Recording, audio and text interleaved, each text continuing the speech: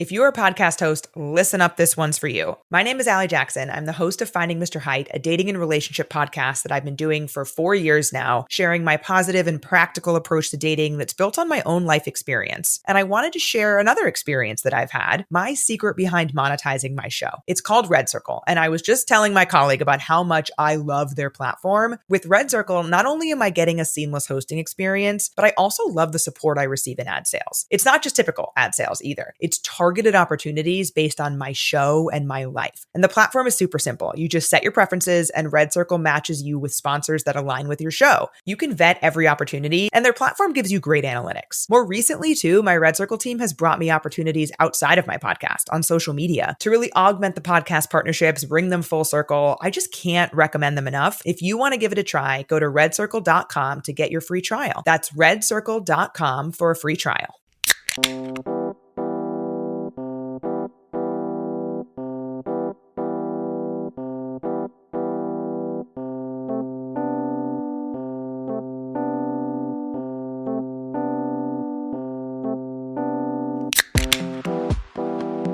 Welcome back. It's a brand new episode. This is Laugh With Me, a podcast with Jeremy Odem. I'm your host,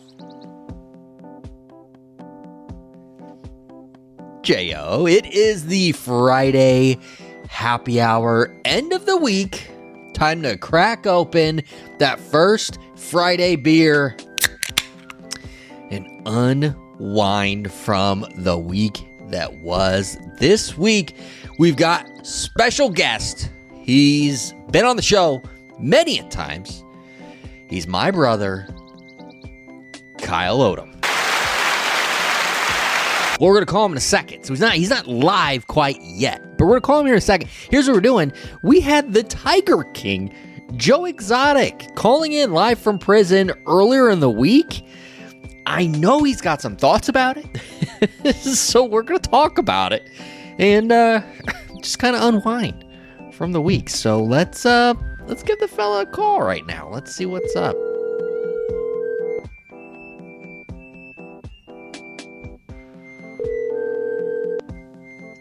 Yo! That was a good one. Thank you. I wish I could say I've been working on it, but I absolutely have not. Well, that was pretty impressive then. Thank you. I was just doing the intro for Friday Happy Hour, and I was just saying it's Friday Happy Hour. We're unwinding from the week that's been, and this week I had the Tiger King, Joe Exotic, calling in from prison. Yeah. And I know for a fact you've got some thoughts. I've got some thoughts. Yeah. I thought got it would some thoughts be about this Tiger King. I thought it would be fun to talk about it if you're down. Okay. I'm up for this. Let's do this. What you got? First thing, if you remember, like, because I know you've listened to the episode, and yeah. I thought, and I just saw it literally seconds before he called. I saw on his Instagram, it said day 2,503 of being wrongly imprisoned. And I thought, okay, well, it's on his Instagram. I don't think he's running the Instagram. Like, I don't, and he kind of made that clear because he had no idea what I was talking about. But it is clearly, but it is his official Instagram. And I thought, what a way to kick off the conversation with, you've been in prison for 2,503 days. In hindsight, that sucks, right? Like, why? If you're no one wants to hear that. Thanks for reminding me. If you've been in prison for 2,500 days, you probably don't want to be reminded of just how long you've been in there. No. He's like, yeah, and it's been awful, every single one of them.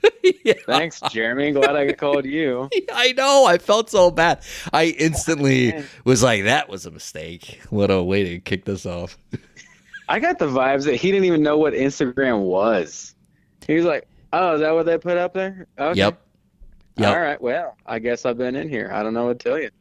That's fair, because he was picked up in 2018, and who knows? I mean, I'm sure he didn't even have an Instagram then. So, he obviously was on top of some things online because he had an online TV show.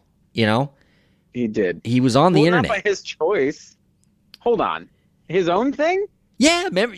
All right, so Remember? No, I never heard of this guy until I know. Netflix. Okay, I know. So, and me too. Like and much like probably most of the people in the world had never heard of this guy until 2020 when the Netflix show came out. But locally, you know, in his world, he had his online show where he would read Carol Baskin's diary and update people on what they kind of documented a little bit of that. Right. Yep. That's right. It's coming back now. Yeah. So he wasn't unfamiliar with the internet, and he wasn't unfamiliar with like memes and things in that, you know, sense, but he probably has no, I mean, he even said he has no clue how big he is, but he has no clue the world of social media today and just kind of how it wraps it's our world, you know? Yeah, no idea. But here's the deal. So he made a big impact, right? That was a whole thing. Whole world's talking about it. Yep. Okay? But now it's gone, Mhm. right? But he's like, okay, listen to him. He's like, yeah, when I get out of here, I'm going to buy one of them. Okay, let me back up. He's like, I got no money to sue these people. I got no money to do any of this, right? Right. And then he's like, when I get out, I'm buying one of them Trump $5 million gold cards so I can move my husband to America. It's like, homie, you have $5. Like, where are you getting this $5 million? What are we doing here? So and that goes back to like, I was telling him, you know, it's like, dude, 34 million people watched The Tiger King on Netflix in the first 10 days of release, and they had a season 2. How many documentaries do you know get a season 2 and a season 3? So Hold on, there's a season 3? yeah, it's not really about him. It's about it's about that guy Doc Antle that just got sentenced to a year in prison for animal trafficking, and he's in, you know, the first 2 seasons, but it's more about like his world. But still, Joe hates the that brand itself. Oh yeah, he hates all those people.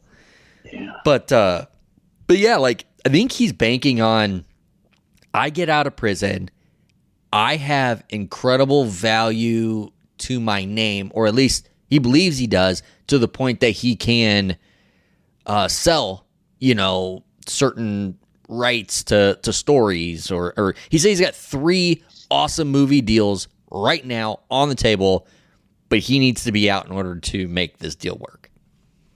Yeah, but he's not out. So he's been in there for how long, do we say? So he's been 6 in years? Yeah, more than that. He's been in since 2018. He's on a 21-year sentence. How far back is 2,500 days?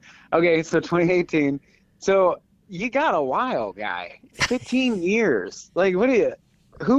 This is wild. He's gonna. Yeah, we're gonna make a movie when I'm 80. I don't know, man. Well, his plan is kind of whack.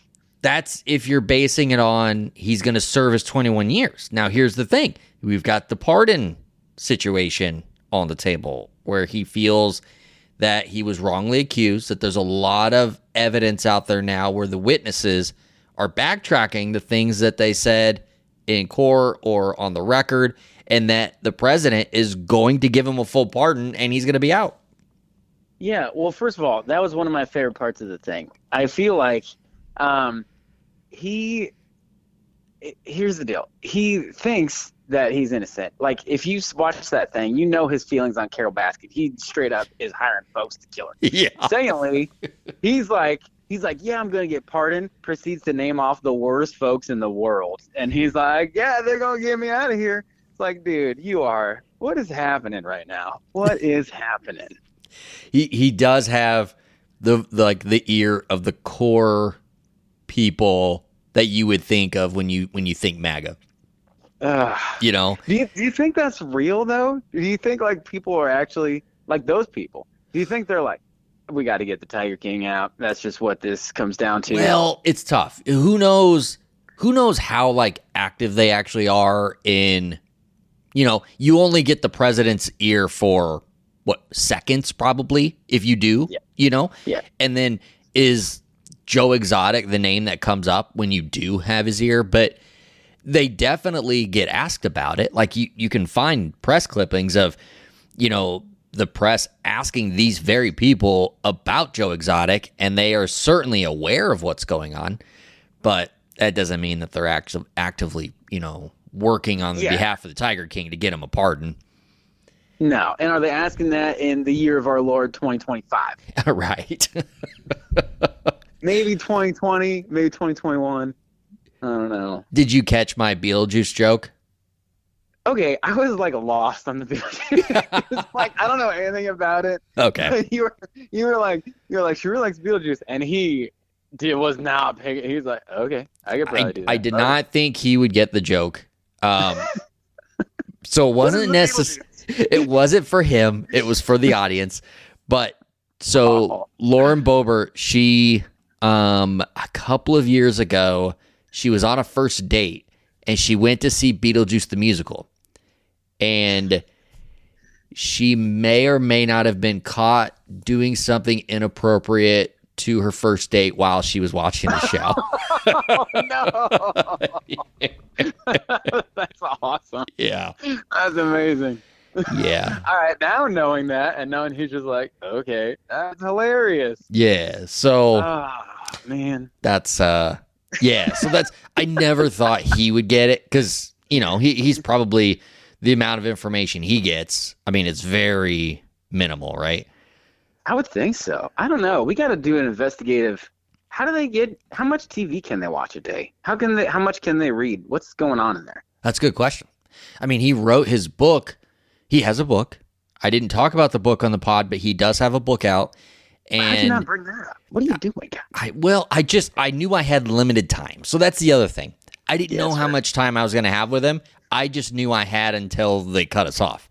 So it ended up being 15 minutes. I didn't know I had 15 minutes. I thought I could have 7. I could have 8. Like, I didn't know, right? I just knew it wasn't going to be a lot. So I had a list of questions. I wanted to get to as many as I could. I wanted to ask follow-ups where appropriate, but I also knew I had limited time.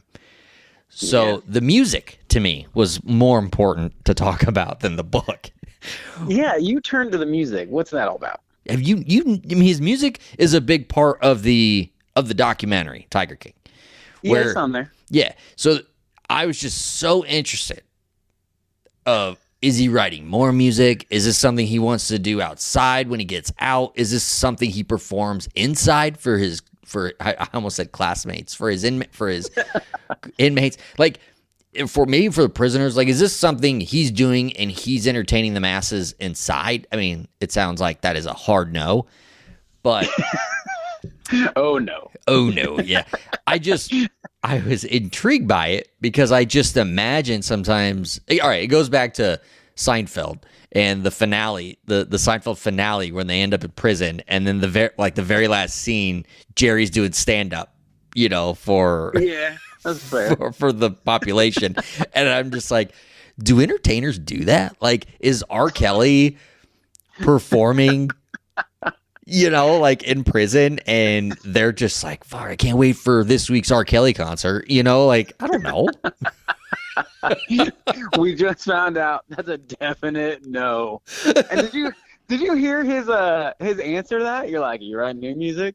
And then he goes on this thing, and then when he comes back, he's like, actually, I'm writing it and sending it off to my girls out there, and they just put it in the AI, and it does the music and the vocals. So, like, this dude's writing, 3 lines of words, and he's calling that writing music nowadays. What is happening? I know. AI, just think of the kind of stuff he could get out there right now if he was out and he had AI to do a lot of that for him. Oh, my gosh. That's a scary thought. Oh, he'd be a monster, that's for sure. I want some Carole Baskin songs. We got to get that going. I'm ready. The world is ready. I think That'll get you pardoned. If I hit that'll get you pardoned. Like, all right. So I asked him about Doc Antle, and he was very open about how that guy's getting what he deserves to an extent. He's only got 1 year. He's like almost jealous of it. He only got 1 year, whereas Joe Exotic's in there for 21. But like, it does seem like the people around him that were in that documentary Tiger King, they were all involved in something. Yeah. And absolutely. they're all starting to now, it's just all kind of catching up to him in one way or another. Man, I'm interested to know if Carole Baskin, who seems like the cleanest of the bunch, but there's all that rumor and innuendo that she killed her ex-husband, so who knows? She definitely killed her husband. She's definitely a terrible person. Here's the deal. When you're dealing with folks who own actual tigers, everything is sketch. No part of their life can be clean. Everything is all sketch. Yeah, so funny story. So I had, I'm doing research for the interview, so I'm watching Tiger King, right? And Braden, he comes in, he sees that there's like these people that just have tigers, and he's like, "Holy cow, you could do that? Is that the guy you're going to talk to? Can we get tigers?" And I'm like, "We are not getting tigers. Like, this is not a thing." Did you not catch the part where he's calling from prison? Like, this is not happening. Dude, I love, you're like, you guys are just having an interview. He's like telling us stories, whatever. He's like, this call is from prison. It's like my favorite. I love it. I debated, I'm like, do I take that out? Like, do I edit that out? Or is that kind of like sets the tone for what is actually, like, because there is a reality to this. Like, he's a reality TV personality of sorts. Yeah. But there is reality to this, whereas the consequences of his actions that we saw unfold, in 2020 with the Tiger King are why he is where he is right now. Oh, yeah. No, that was great. And you got to understand, when you hire somebody to kill somebody, you're going to jail. And not only are you going to jail, you're going to be in there and you're going to be somehow sad that somebody else got a lesser sentence. You're just going to completely ignore that you hired a human to kill a human and be like, well, that guy only got a year. What is going on here? Right. And one of the guys, it's I forget his name, but he's in the documentary, and he's one of the people that worked for Joe at the zoo. But it's that guy, that they kind of chronicle, like that he, allegedly paid to go down to Florida or wherever and try to kill Carol, right? Yeah. And one of his stances right now is that guy allegedly lied, in his testimony or whatever, and that's some of the facts. But when I was reading about the case, he also made I don't know if he made payments or offered to make payments to somebody to go do this murder for hire to an undercover FBI agent. So yeah, what? Even if this guy, that's pretty clear. Yeah, that's tough. So I don't know what more he has, and I don't know what kind of lawyer team he's got, because that's not cheap, right? So I don't know. He has $5, so his lawyer team cannot be very good. Although they could be doing the game where they're actually great lawyers, because they know at the end of this thing, hopefully they'll get paid. So You never know. You never know. But here's the deal. It's really not fair that he's in there for 21 years, because he's just fixing babies' faces. He does. He's just fixing babies' faces. I don't know why they're broken, but he's fixing them. That's the part that a lot of people are forgetting, is that he did do a lot of good, and he did this way before any of the criminal things. He was fixing babies' faces, helping families that couldn't afford that kind of medical procedures, and then he also fed the hungry quite often. Quite often. He fed them Carol Baskin, cook her up, serve her on a platter. No. She's still alive. So that's he probably would do more of the good, when he gets out of prison, I would think. Yeah. He was just, what are you going to do out of prison? Fix more babies' faces. Okay. All right. That's cool. It's smart on his behalf, though, to just, if that's the question, what are you going to do when you get out of prison? And then instantly hit the goodwill things you did before, that's... Yeah, that's fair. That's 100%. Try to kill Carol Baskin. Yeah, I got to get the job done. Dude, that would have been awesome. That would have been a great answer, actually. He was, you know what? I didn't know what to expect. I didn't know. He's been in there a long time at this point. I didn't know if we were going to get a beaten down, he's sick. He's in a special treatment facility for cancer right now. So I didn't know what we'd get, or if we get a guy that was hopeful, energetic, and just kind of felt like the day is coming soon when he's going to get released. I was happy I got the opportunity to ask him if he's on the Epstein list. That was good. We got that out of the way. That was hilarious. I don't even know who Epstein is. All he knows is that name is in the news, and it's not good for Trump. That's all he knew. It is not good, sir. Oh man, what a day though. He's man, it sucked because like the call just abruptly ends, right? Yeah. And then I'm like, well, dang, I was enjoying talking to him. Like, I need more time. Like, where'd you go? Like, I was left wanting more. Well, in 15 years, you got to set an alarm. 15 years from now, when he's out, you got to be like, Joe, you're my guy. We talked. Let's talk for longer. Yep. Let's do this. I did email him after, and I was like, hey, man, you need to call in, and you want to go back on Laugh with me. You let me know. You are back. Like, that was, that I didn't get enough, you know? Exactly. I like when you're like, we find out he's remarried or whatever. And it's like, that's incredible. You found love in prison. And you're just like, yeah, it happens. Yeah. You just, you don't know where when love's going to hit you. Yeah. Sir, we don't know what happens in there. You tell us. I don't know. I missed it that his new husband was released from prison and then immediately deported. Like, I must have missed that whole thing. So then I go back after and I'm reading about it. Sure enough, he's in Mexico and he's doing the work for Joe. He's trying to get Joe a pardon and get the word out. And then Joe, I've even seen, he's willing. He's like, Trump doesn't want bad people in America anymore. Great. I'll buy my own ticket. I'm heading to Mexico. Like, he's ready to go. Yeah. Pardon me, and I'm out. And I'm out. Yeah. That was awesome. Yeah. He's pretty honest about it. That's for sure. He is. I liked it. It makes me want to check out his book. He's an interesting guy. Yeah. Like that one. Oh, so what I was saying about the book is he wrote it while he was in prison, and he used his 30 minutes of computer time a day in order to write the book. So it was quite the process. Oh my God. But that's at least that's what, he said. So he has so he's got a book out. I don't know anything about it other than he's got a book and he used his 30 minutes a day to write it. That's all I know. That's the info you gathered about this book. All you know, that's all I know, but we should learn more about it. For when we have the follow-up interview in 15 years. Okay. In 15 years. Yes. I like it. Oh, yeah. I need to know, did you not hit up Carol Baskin's Instagram and just shoot a message and be like, hey, I got this podcast if you would like to come on?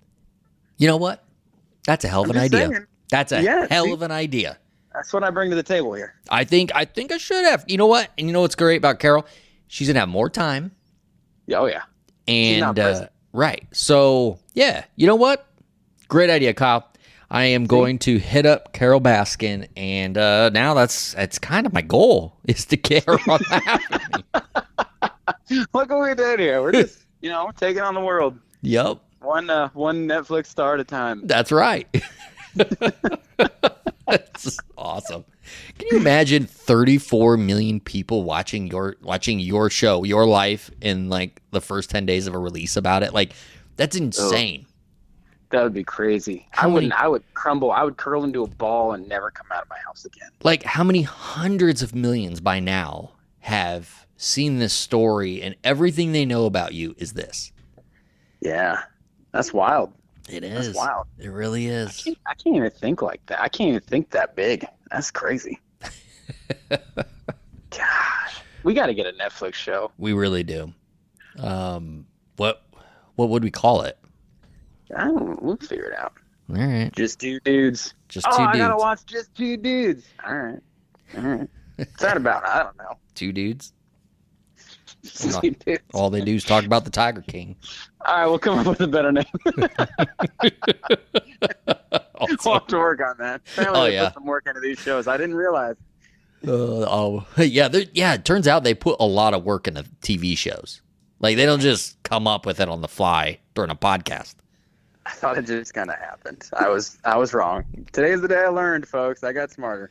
JoeExoticOfficial.com. If anyone listening wants to find out more information about him or even to donate, because he's using the money that he raises from the website to help with his own expenses inside, and then also to help with awareness to help get that pardon. Cool. Can you get that book on there?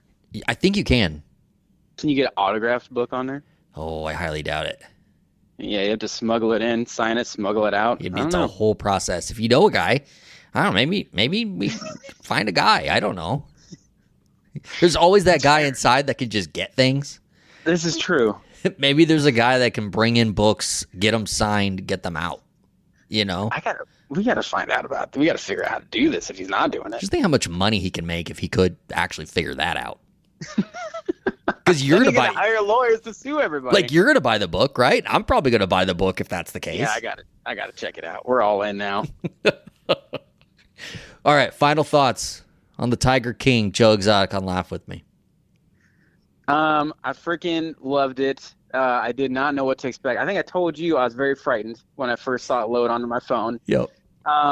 It was awesome. I kind of want to go rewatch the Tiger King. Want to see how that goes down. Got to see him get not pardoned. Got to see him put in his time, get out, go to Mexico, buy some sort of weird gold card for money that he doesn't have, and then get back. I want to see how all that works out. Yep. I'm invested now. I'm invested. There you go. Joe's got a new fan in Kyle, all from his call in on Laugh With Me. Don't call me a fan. I don't know if they fan. It's like a curiosity. Okay. Not a fan. Yeah. All right, that's fair. I didn't. I don't think I fully understood that the video coverage was from mostly footage that he was having filmed that Netflix purchased or the producers purchased, and then did the interviews and testimonials and things after he's in prison. I don't think when I watched it, I understood all that, and I don't think I grasped that even after. But then when he's talking about it, well, shoot, and I go back and watch like the first couple of episodes. I'm like, okay, this is like a whole different spin on it now, knowing that all these people are talking about him, knowing that he's in prison right now. Yeah. Yeah, I never thought about that either until he said that. It's like, what? Yeah. So then you got to think about who did he put in charge of his estate? And that person obviously signed something to just release all this stuff. They sure did. Oh, it's not good. It's a big crazy mess. Yeah, it is. Well, that's the South, baby. You know, that's the South. That's how we do it in the South. Eric knows about that. Eric, yeah, he knows all about that. He's as far north as you can get right now, though.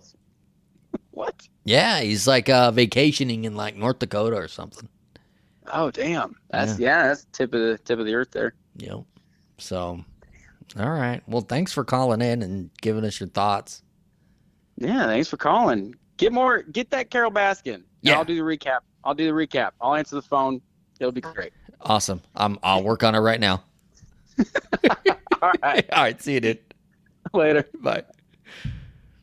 Yep, that's Kyle, and he's not a fan necessarily of Joe Exotic, but he is certainly very intrigued. Now, I did just brought up that Eric is on vacation. So, Eric, he's been on the show many a times, as often as just a couple of episodes ago, and he's in like North Dakota or something like that.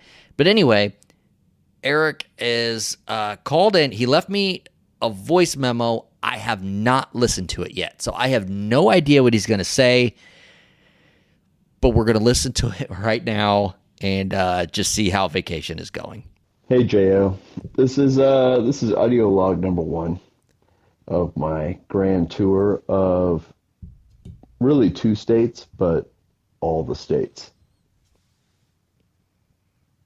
Tonight I'm in Fargo, North Dakota, and you might be asking, where is Fargo? Well, it's way fucking north. Like, it's all the way north. And don't confuse it with the movie. The movie happened in Minnesota. There are no people getting wood chippered in Fargo. Spoiler alert. For a movie that was 20 years ago. So tonight I proceeded to go to a bar where I played blackjack. Now you might be asking yourself, hey, how does one go to a bar and play blackjack? Well, in North Dakota, you can play blackjack at a bar. the bar just can't run the blackjack table. The blackjack table is run by a charity, whether it's Boys and Girls Club of America or it's, the Salvation Army. Somebody's running that blackjack table and collecting the profits, and the bar is just selling you the drinks. So, in some ways, in retrospect, when I look back at tonight's actions, I'm very charitable because I proceeded to set down $100 on their fine blackjack table, and I proceeded to leave with none of that money, which it's a bad omen for a couple of reasons. Number one, you never want to start a vacation. I mean, this is going to be the first of perhaps 12 travel logs that I'm going to be sharing with you. And I do not want to start with a loss. And number two, how can I have any confidence gambling after this point if I haven't won? Because, as much as we talk about the strategy of gambling, winning is so much better than losing. And especially when you're at these tables where perhaps you have lost, what fountain of luck is the just you have that one gambler that's just they're too drunk to play or they're too dubbed to play, and they just happen to always get that ace nine or that not even the perfect blackjack. They just happen to just luck into it. So at the table tonight, I had that bimbo himbo guy sitting all the way on the left. He's playing two hands at a time. He's not paying attention at all. He's constantly having to be reprimanded by the dealer to just pay attention, just to wave his hand over his pair of face guards. Yet this guy is just raking it in. Meanwhile, yours truly, playing by the book, probably, maybe, but playing, very straightforward, nothing. Can't catch a card to save my life. Oh, no. Drinking, Budweiser after Budweiser, trying to rejuvenate that luck, and nothing. But it's for a good cause. So, perhaps there is something to that.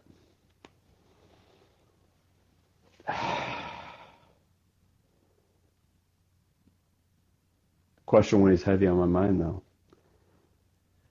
Am I going to be able to get up tomorrow morning to spend the day with my family and then go to a casino, aka a bar in North Dakota, and do it again? Chances seem pretty likely. I'll let you know how it goes. So there you go. Eric's first travel log on vacation, and he's losing his ass at the blackjack table at bars, which is an interesting situation that you can just walk into a bar in North Dakota and be able to grab a seat at the table and have them sponsored by a local organization. It's kind of like here in Omaha over 4th of July, you had fireworks tents everywhere. Everybody's selling fireworks. You had to pick which one you want to go to, not based on the deals that they're offering, buy 18 or buy one, get 18 free or whatever it is. No, this was like, go to this tent because it supports the local library, or go to this tent and it supports the Little League team that plays down the street. Like, it's just stuff like that. It'd be crazy if you walked up to a bar in North Dakota and you walk up to one of the tables and it's like, hey, all winnings or all losses in your case, Eric, go towards fixing kids' faces, courtesy of Joe Exotic, the Tiger King. Like, don't you think that would be cool that you knew, even if you lost, even if everything that the house won that night went back to fixing kids' faces? That'd be pretty neat. That'd be pretty neat. All right. Well, thanks, Kyle. Thanks, Eric. And thank you, Joe Exotic, for calling in earlier in the week. This is the Friday Happy Hour. Enjoy your weekend.